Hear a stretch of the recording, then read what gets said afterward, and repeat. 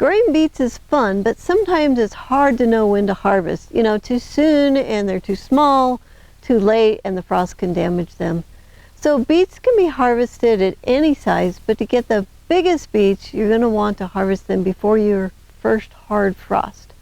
Now, beet roots can take a frost down to around 25 degrees Fahrenheit, but anything below that can damage the roots.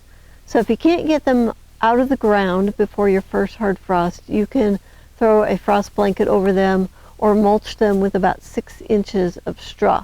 Now, if you live in a mild climate, you can just leave the beets in the ground under the straw and harvest the beets when you want them all winter long.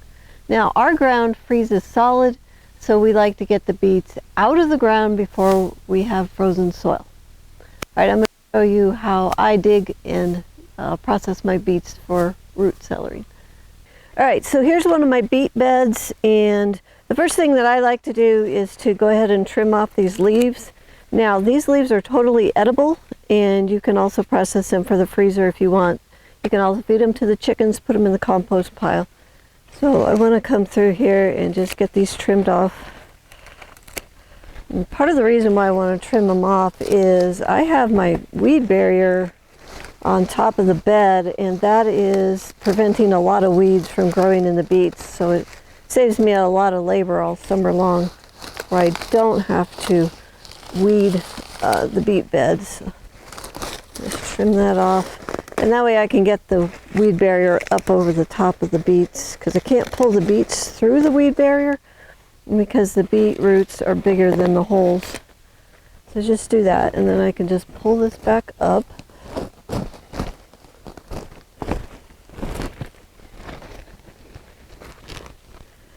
Okay. Oh, there is a snake skin. That's fun. Yuck.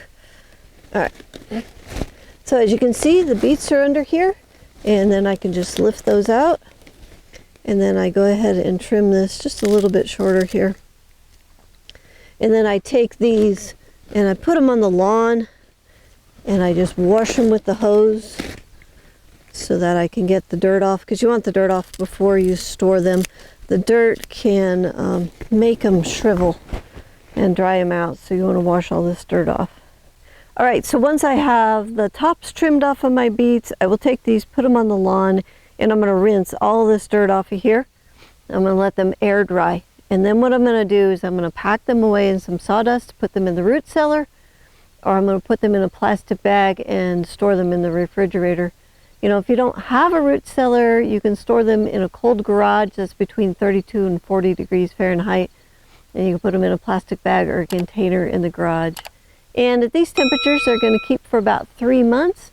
And if you need to store them longer, you can process them for the freezer or for canning.